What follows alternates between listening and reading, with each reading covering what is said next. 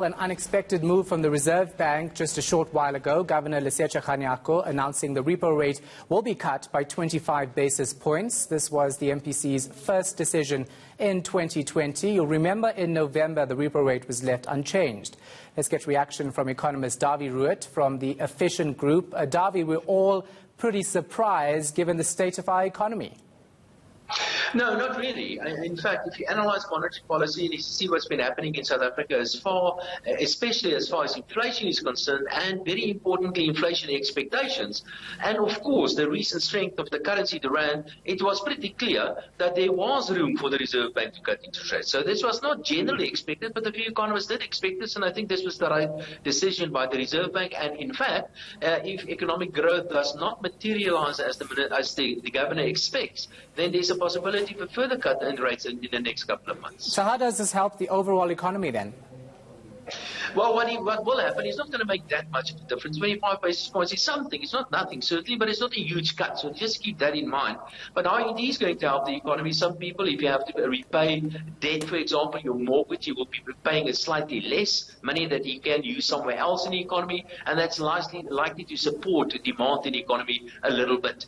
Because we all know that this economy needs all the support it can get. But I think the Reserve Bank achieved something very important here, in that they've succeeded in getting inflation down, and very importantly, to bring inflation expectations down as well. So we had to go through a period of relatively high interest rates before we can get to the point where we are now, where the Reserve Bank can cut interest rates a little bit, and further cuts are certainly possible as well. Yeah, Davi, hold on for a second. Let's listen to what the Reserve Bank governor had to say.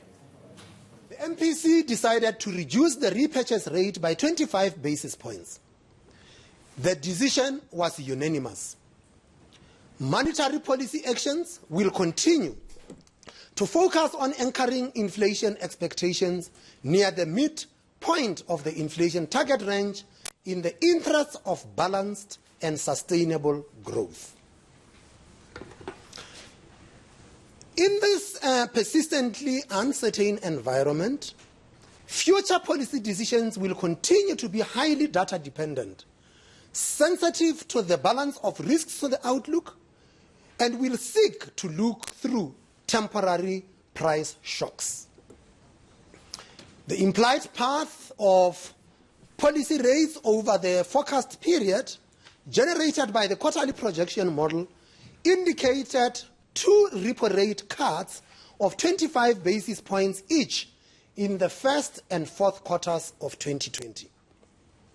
This remains a broad policy guide which could change in either direction from meeting to meeting in response to new developments and changing data and risks. So, Davi, break it down for us. What does it mean for consumers?